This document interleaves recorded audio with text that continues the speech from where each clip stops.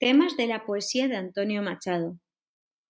Antonio Machado nació en Sevilla en 1875 y murió en Collioure, Francia, en 1939. Temprano se trasladan a la capital, donde los Machado estudian en la Institución Libre de Enseñanza. Pero Antonio interrumpe varias veces sus estudios por los problemas económicos de su familia tras la muerte de su padre. Viaja varias veces a París y allí conoce a Rubén Darío, su primera influencia poética, con el que le unirá una gran amistad.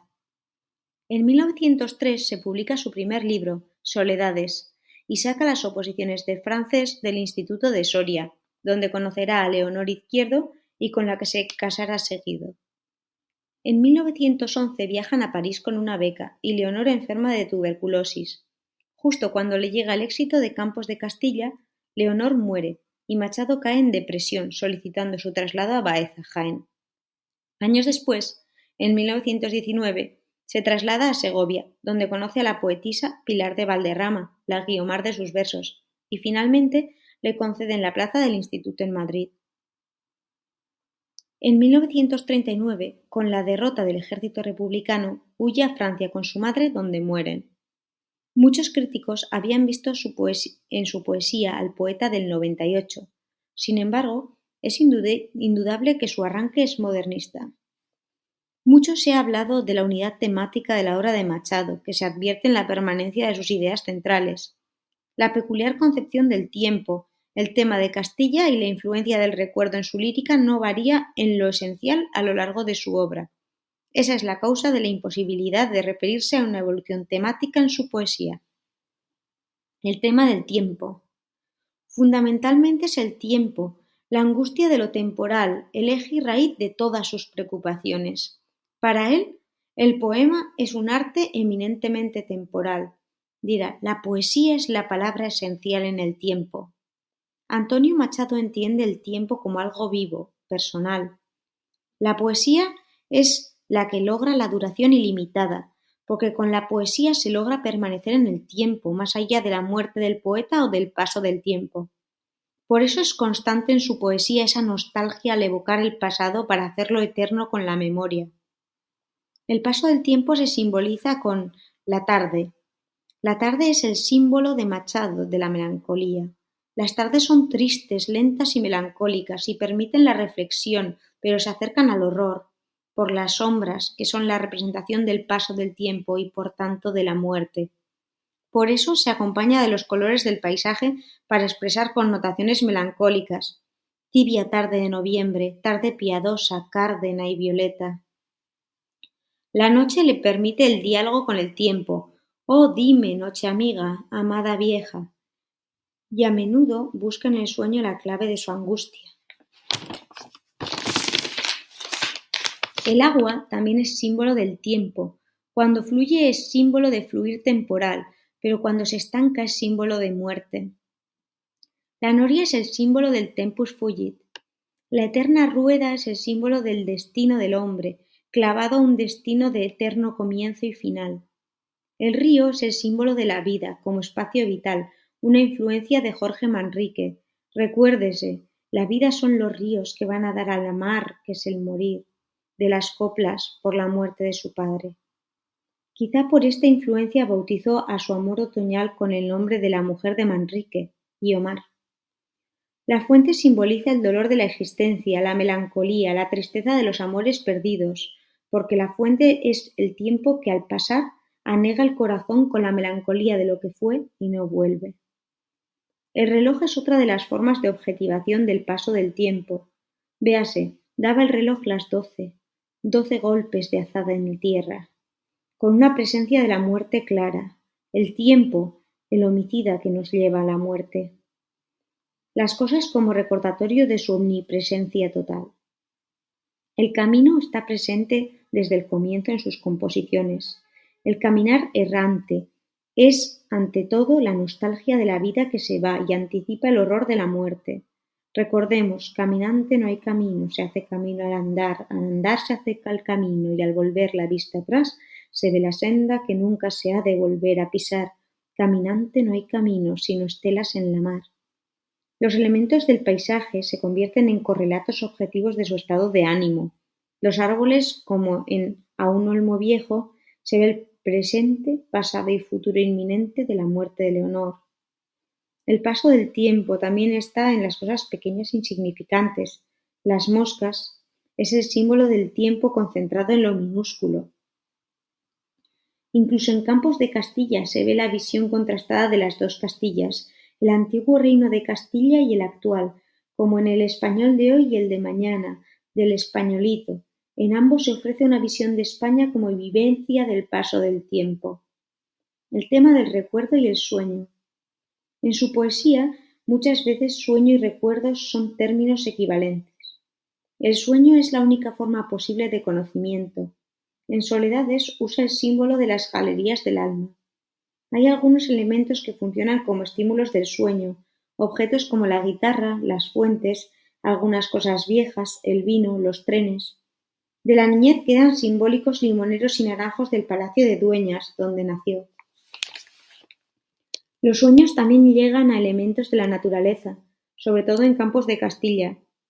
Sueñan los árboles, el río, las estatuas, convertidos en personificaciones, en proyecciones de su ser. El tema del amor. El amor surge como una emoción, pero que no tiene al principio un objeto concreto de inquietud. La amada es una necesidad de amar, más que una persona concreta.